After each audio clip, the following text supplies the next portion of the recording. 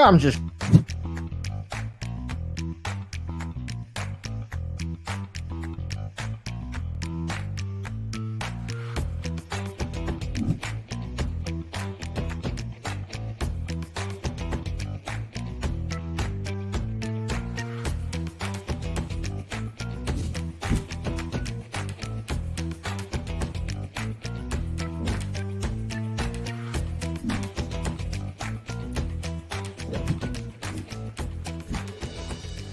Welcome to the Exam Room Live, brought to you by the Physicians Committee. Hi, I am the weight loss champion, Chuck Carroll, and this is the healthiest half hour anywhere online today, and we appreciate you joining us right here on Facebook and on YouTube. Today, we are going to be talking about calorie density.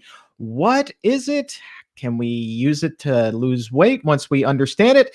Well, that's just one of the questions that are in the doctor's mailbag today. And so School of Superb Nutrition is in session. And the man with the answer to all of your questions, Dr. Neal Barnard, is here with us. So make sure that you get your question in right now. As a matter of fact, you can submit your question. Anything related to health and nutrition, just go ahead and drop that in the comments or the chat. You can even tweet it to us using the hashtag ExamRoomLive. Now, as we come on the air, speaking of Twitter, it is St. Patrick's Day, wearing green, obviously. And I put up a poll on my Twitter page at Chuck Carroll WLC asking what your favorite green is. And as of this very moment, when we record this, spinach, nearly half of the vote. Kale is in second, and then it's kind of a hodgepodge. So if you want to get in on that, head over to at Chuck Carroll WLC, or just go ahead and leave your favorite green in the comments as well. But make sure that you get your question in for Dr. Neal Barnard here as we open up the doctor's mailbag. And Dr. Barnard, welcome to the show, my friend. Happy St. Patrick's Day. Great to see you, Chuck. Let's start with the question. If you're going to cast your vote for favorite green, are you going for spinach? Are you a kale guy, an arugula guy? Yes, I'm all of the above. When it comes to foods in general and vegetables in particular, I'm going to vote for variety. You might love spinach, but it shouldn't be spinach, spinach, spinach, and spinach. It should be spinach and broccoli and Brussels sprouts and kale. Vary them around, because that way you're going to really be getting the nutrition that you like, and also you're going to keep it fresh and fun. Now, there's never a need to bring the animal products back into it, but when you're looking at plant-based foods, go for them all. Go for variety. Yeah, I'd like that idea. And that way you're eating green every day. Doesn't that make every day kind of St. Patrick's Day? You're always celebrating with a pint of Brussels sprouts or spinach or kale.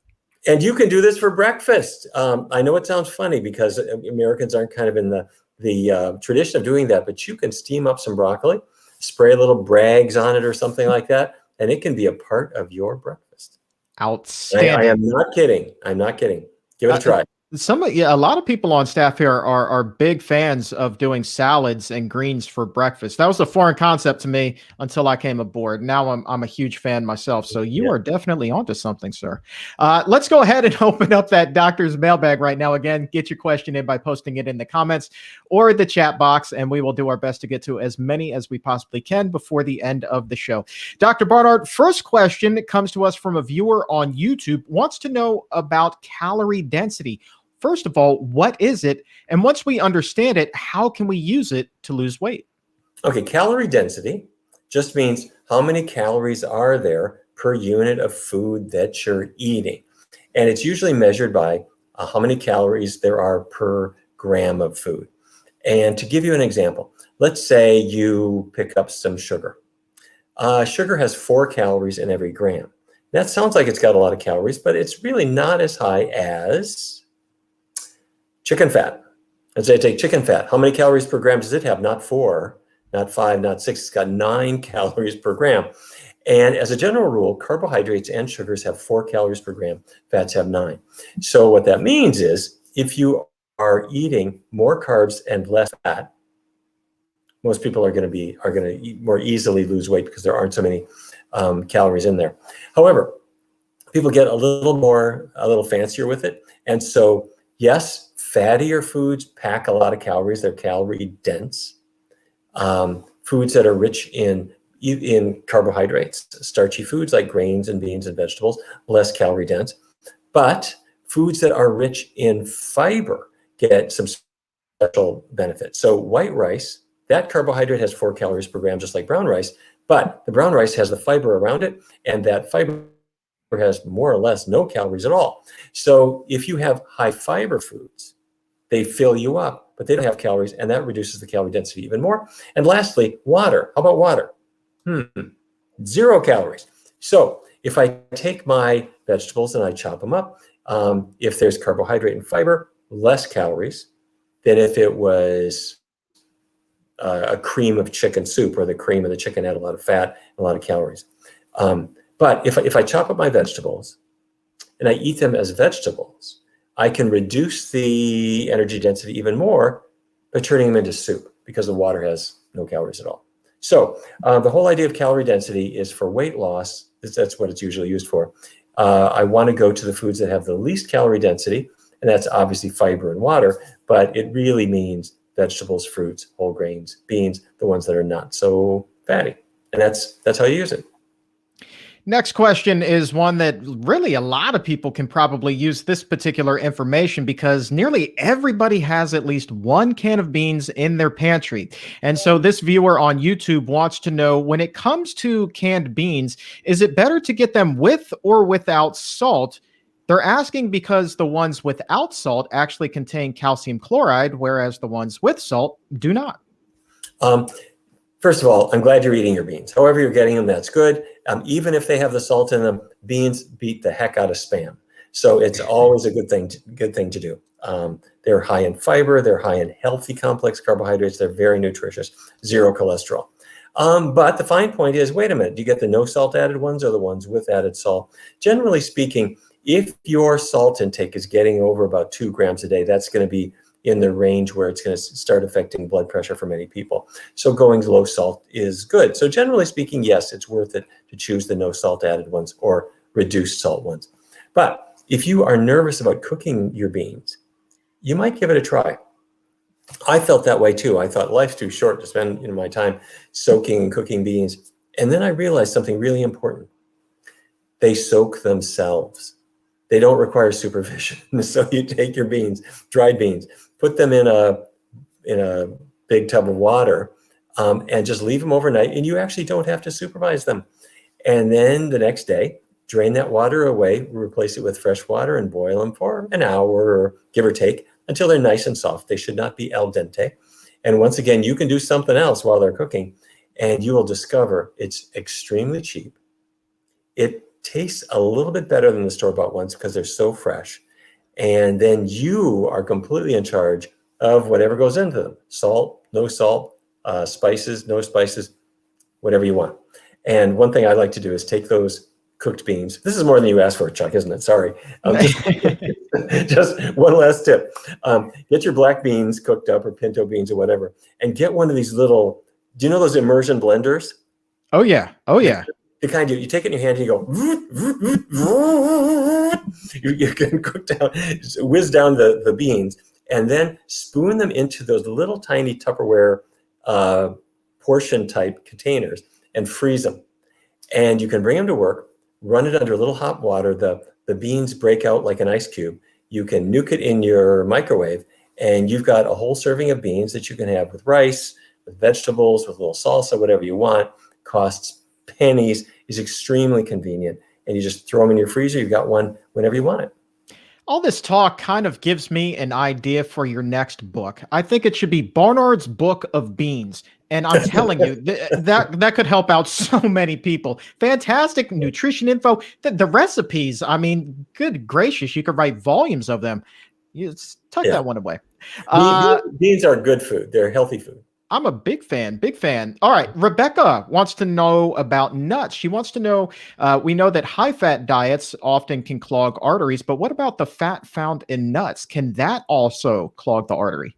The fat that's in nuts is, it's high in calories, just like every other kind of fat. But so in other words, if you're trying to lose weight, you might want to go easy on the nuts. But the effect on your cholesterol level it's going to be a not guilty verdict.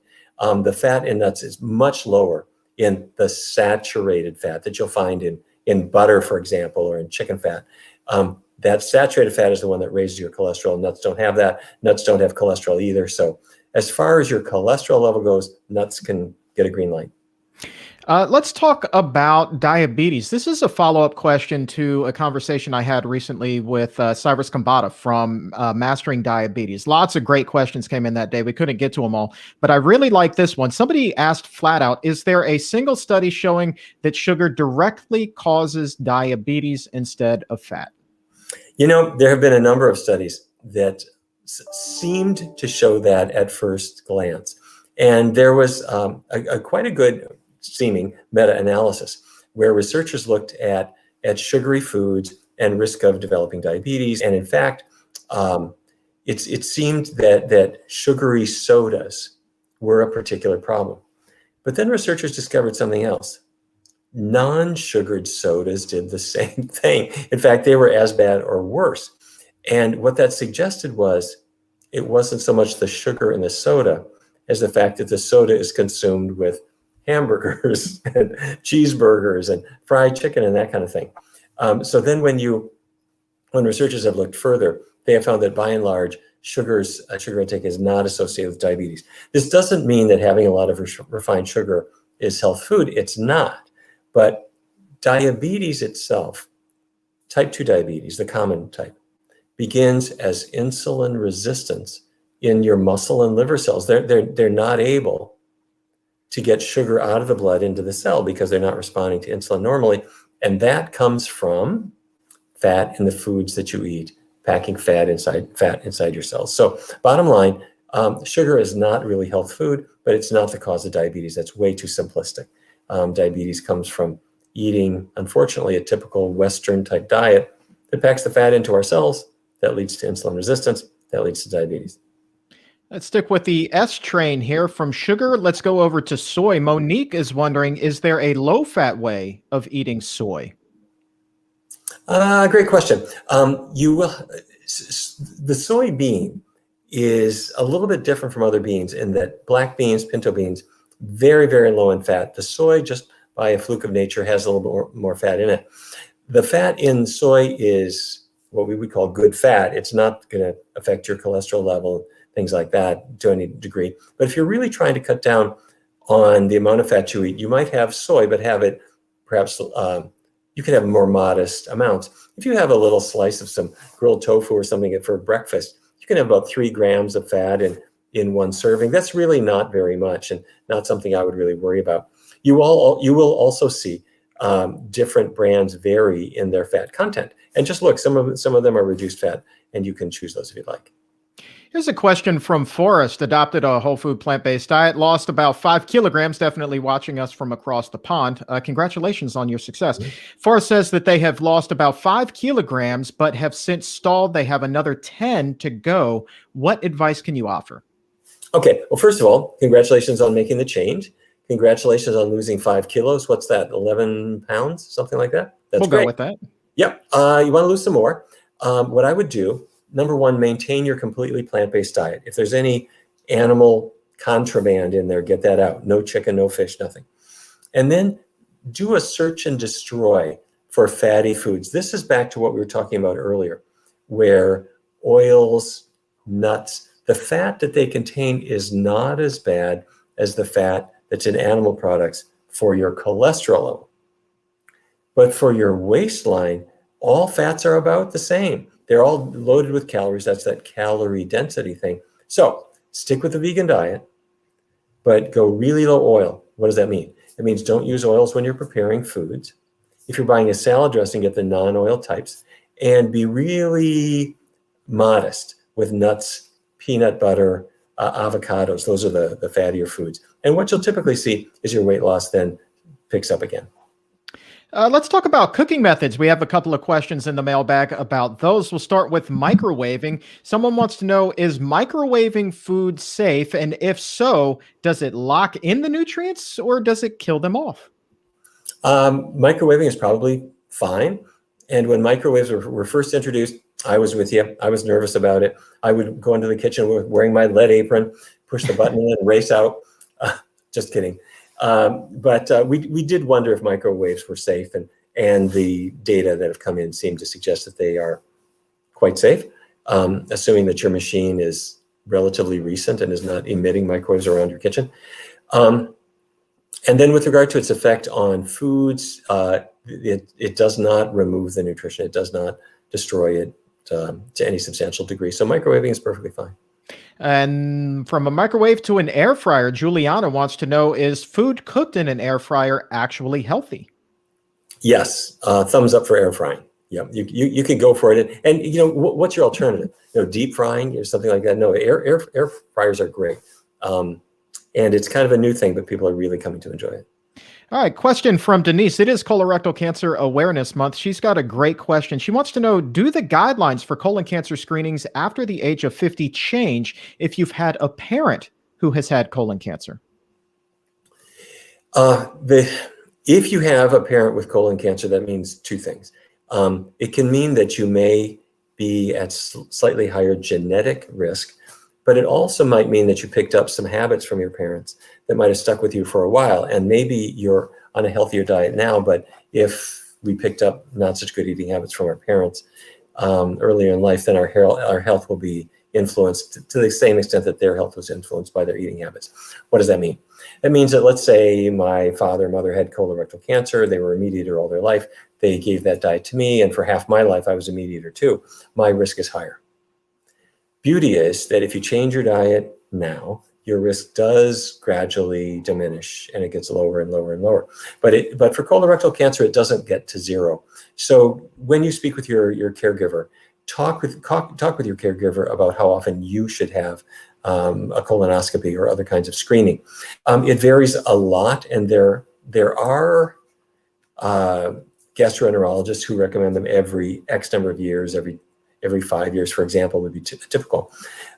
However, there are others who will say, no, don't have them that often. If you're following a healthy, low-fat vegan diet and you're attentive to your bowel patterns and so on, some encourage people to have them much less frequently because they're concerned about adverse events.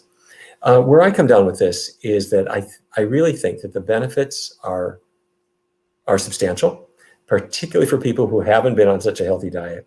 And the risks are really very, very small, but do talk with your caregiver about how often you should have one.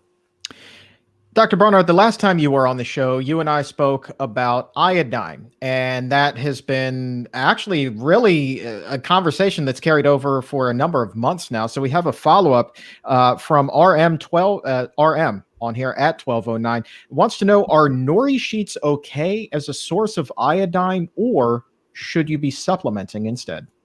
Okay, great question. Nori sheets are fine. And for people who don't know what we're talking about, you go into the sushi bar and they give you your cucumber roll or your asparagus roll. The green seaweed that it's wrapped in is nori. And they sell it at health food stores, and it looks like an 8.5 by 11 sheet of paper, but it's all green. That's seaweed. Nori has a lot of iodine in it, but not too much. So it's not dangerous, and you can have it every single day. But you might want to vary it, have some nori, have some wakame. Wakame is the one that's in these little kind of like sticks, and you break it up and put it into your miso soup, which is super easy to make. You might try another one that many people are not aware of called arame, A-R-A-M-E. And arame is really fine. And if you take some cucumbers, slice the cucumbers as thin as potato chips, lay them out, salt them a little bit, and put some arame on top and a little seasoned rice vinegar, and you will have the most delightful light salad you've ever had. And all of these have abundant iodine in them. And if that's part of your daily routine, then I wouldn't bother supplementing. Next question comes to us from Italian Prankster. I like that name. I bet they have a lot of fun in life. Italian Prankster, can eating pasta or potatoes or bread clog arteries or cause other problems? Lots of starch there. The starch doesn't. What you put on the starch might. The potato goes into the oven with no cholesterol and no bad fat, but it comes out of the oven and we put the butter, cheese doodles, bacon bits on top. That's the problem.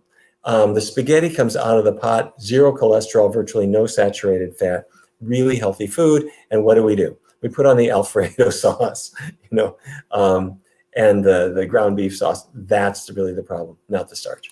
Frankly, the more starch you eat, or the more it's part of your healthy diet, frankly, that's fine. That's what powers your muscles. That's what powers your brains. The danger is what you're putting on top of it. Carroll is watching right now. I want to say hi. I don't think that we're related, but I appreciate you tuning in. Sheena, this is a question that we get quite often, but always worth an ask. Is extra virgin olive oil actually healthy? Keep in mind what you're doing. You're taking 10,000 olives and you're squishing all that oil and throwing away the fiber and all the pulp. You're throwing away the olive and just using that extract, which is the oil. And it is better than beef fat or chicken fat. When I say better, it's much lower in saturated fat, which is the one that will clog your arteries. So beef fat, about 50% of the fat in beef is the saturated form. That raises your cholesterol. Chicken fat, pretty high too, about 30%. With olive oil, down to about 14%. So it's better. It's a lot better. And if a person switches from butter to olive oil, that's a healthy choice. But what you'll discover is when you start using non-oil cooking techniques and you've got other ways of dressing up your salad, then you find that last bit of saturated fat that was in the oil is all gone, and your calorie density, your energy density, goes down too. And that means when you stand on the scale, it's smiling at you more than it was before. All right, so we talked olive oil. Now let's talk coconut oil. Take a question from Karen. She says, I don't actually eat coconut oil, but I do use it as moisturizer for my skin rather than using a commercial moisturizer with a laundry list of ingredients. Is that still bad for our bodies? I guess she's talking about absorbing fat through osmosis. I'm not quite sure. Yeah, that's what she's asking, I think. And that's fine. You're not going to absorb it through your skin. But I'm glad you asked that, because that gives me a chance to once again say that when people go to a vegan diet, don't skip the products that have coconut oil and palm oil in them, because they're really, really high in saturated fat. But if you use it externally, it's okay. We have a question from a viewer wondering about fat in menopausal women. She says that she's been told that it is critically important. She wants to know whether or not that is accurate. Every person needs a little bit of fat in the diet, but the amount that you need is so small that everybody is eating way more than that. What I mean is 2 or 3% of your calories should come from fat. If you ate nothing but broccoli, you would be getting probably more than 2 or 3% of your calories from fat, because vegetables have tiny traces of natural oils that your body needs. You don't need more than that. And you said that you're a woman after menopause. If you're thinking about, gee, how do I deal with weight gain now? How do I deal with minimizing my heart risk? How do I deal with hot flashes? Let me encourage you to follow a diet that has no animal products in it and keeps the oils really, really low. You don't need those added oils. Question regarding the diet with diabetes. We have a viewer at 1223 Kingdom Living wants to know, can you eat oatmeal if you have diabetes? As much as you want. Oats is a source of healthy complex carbohydrates, but they have very little fat in them. So the fat is the part that drives that insulin resistance. So oatmeal is great. And oats have a special thing that you've probably heard about in their TV commercials. They say it'll lower your cholesterol. It does. Not a lot, but a couple of percentage points might come down on your cholesterol. And that's because of the soluble fiber that oats have. So knock yourself out. Okay, so we talked about the healthy fats that are found in nuts earlier, and we have another viewer now who's wondering about the fat that is found in avocado. Says that a doctor told me that avocados aren't necessarily the same as other fats. She says that you can eat an unlimited amount of them. Is that true? Can you eat as much guacamole as your heart desires? You can. It's just a question of what your health goals are. If you're trying, guacamole is delicious. Avocados are delicious. But if you're trying to lose weight, one of the really sad things is that there are a few fruits of nature that happen to have enough fat to sink a ship, and avocado is one of them. Nuts are the other. So if weight loss is not a goal for you, then I wouldn't worry too much about the fat that's in an avocado or in a nut. But if weight loss is a goal for you, you'll discover that you do better when you set that guac aside. Melma is making the transition over to a plant-based diet, and one of the foods that a lot of people first making that step look at are those Beyond Burgers. She's wanting to know whether or not they are healthy. They are methadone, is what they are. Meaning, if you are a meat addict, I'm a little tongue-in-cheek with you here. If you're addicted to meat, then your methadone, in other words, your replacement drug, is going to be the Beyond Burger or the Impossible Burger. And that's why those products were made. When they made the Impossible Burger or the Beyond Burger, those kinds of things, they wanted to make sure that they would really appeal to meat eaters.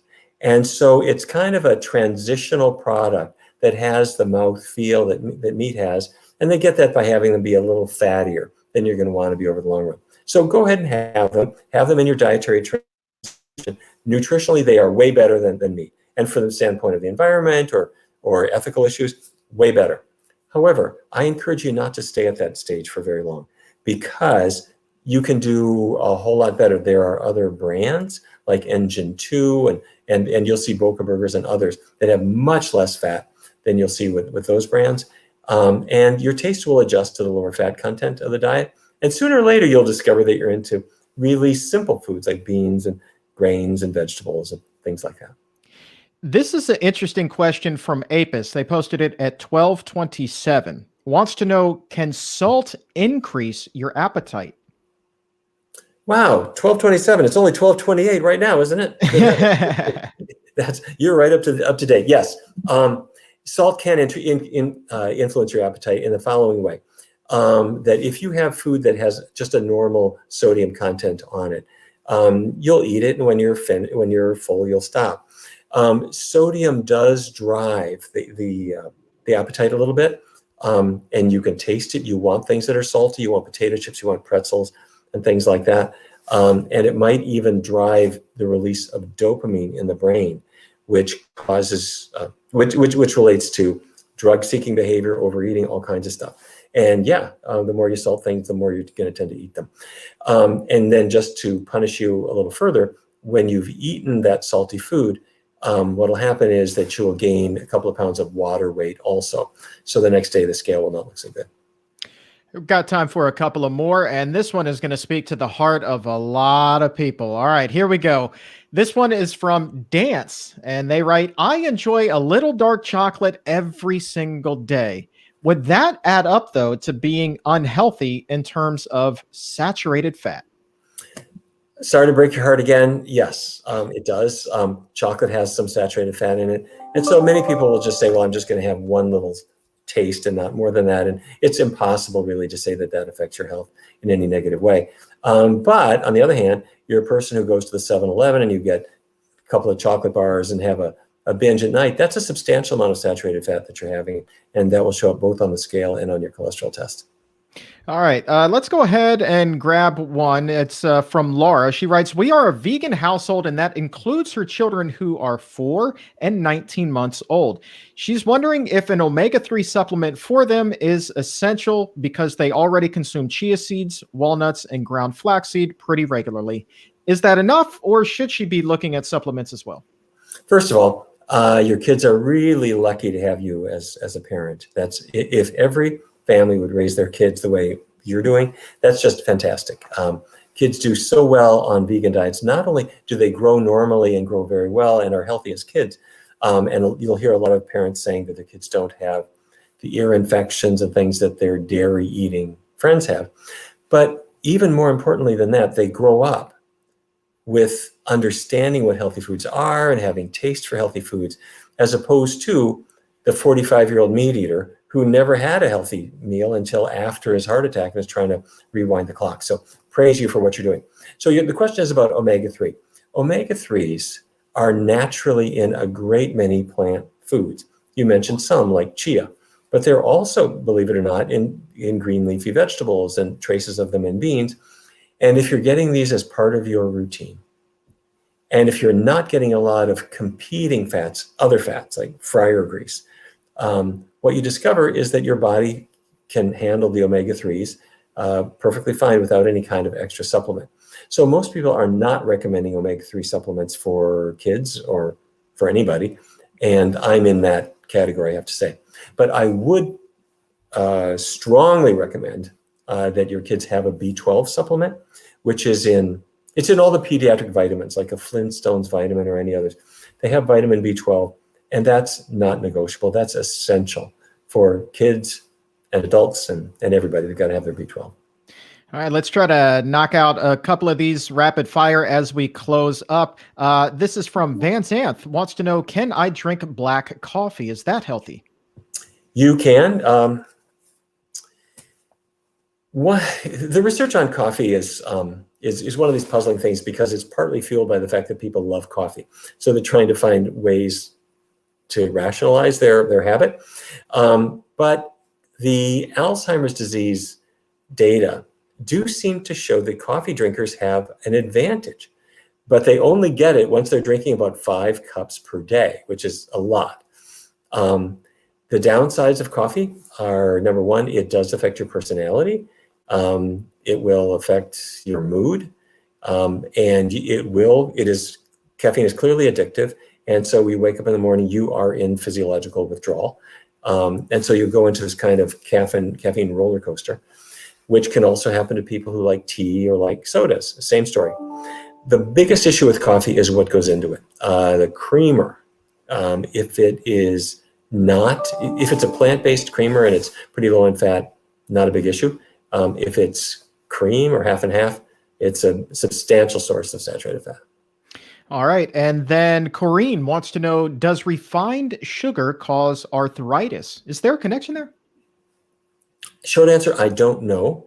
But when we have looked at triggers for arthritis, so we've looked specifically at sugar, it's not a common trigger.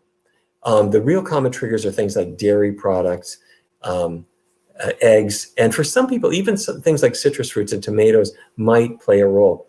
But with sugar, it has not risen very high on that list, meaning we're not seeing a lot of people for whom it appears to be a trigger. That said, sugar is not necessary. You don't need to sprinkle sugar into things you eat. And if you want to give it a try, just go sugar-free for 4 or 5 weeks and see if your joints don't feel better. And if they do, then you can stick with it. All right. And final question comes to us from Aruna, wants to know, are steel cut oats any better than the old-fashioned rolled oats? Not really. They have a name that sounds trendier, but even instant oats still have fiber in them. It hasn't been removed, although sometimes they add sugar and other things that you don't need. But what they've done with the oat is found just different ways of cutting it and smashing it so that it cooks more rapidly. And so an old-fashioned oats it's a whole oat, but they kind of ran over their steamroller over it so that it's nice and flat and it cooks more rapidly. And then to make it into 1 minute oats, they cut each one a couple more times. And then to make it instant, they powder it, but it's still the same. It's still the same oat. All right. And with that, we are going to go ahead and close up the doctor's mailbag. If we didn't get to your question, don't worry. We will save it and do our best to get you an answer on an upcoming episode. Also, if you missed any portion of today's show, you can catch an immediate replay as soon as we wrap up here, or make sure that you head over to Apple Podcasts or Spotify or whatever your favorite podcast provider is. Look for the Exam Room by the Physicians Committee. Hit that subscribe button. And first thing tomorrow morning, you will get an audio replay delivered right to your phone. Nice and easy. And as we conclude here, in case you were wondering, the St. Patrick's Day favorite green poll, spinach still in the lead with 43%, followed by kale. But Dr. Barnard, as you said, variety is indeed the name of the game here. You bet. Exactly. Enjoy the greens any way you get them. All right. And if you want to take charge of your health, you want to do it in a more one-on-one private fashion, why not go ahead and make an appointment today at the Barnard Medical Center? The doctors and dietitians there really put a premium on what is on your plate, can really help take your nutrition IQ to the next level, help you take charge of your health. So make that appointment today. Telemedicine visit, call 202-527-7500 or log on to barnardmedical.org for a full list of states where services are available, and indeed insurance is accepted. And with that, we are fresh out of time, my friends. I want to say thank you one more time to Dr. Neal Barnard for fielding so many of your great questions today, and also to the crew behind the scenes that makes the magic happen. Thank you as always, my friends. And to you, my exam roomies, thank you so very much for spending a little bit of your day with us. It means the world. And for everyone here at the Physicians Committee, I am the weight loss champion, Chuck Carroll. We'll talk to you again soon. But until then, stay safe, take a stand, and keep it plant-based.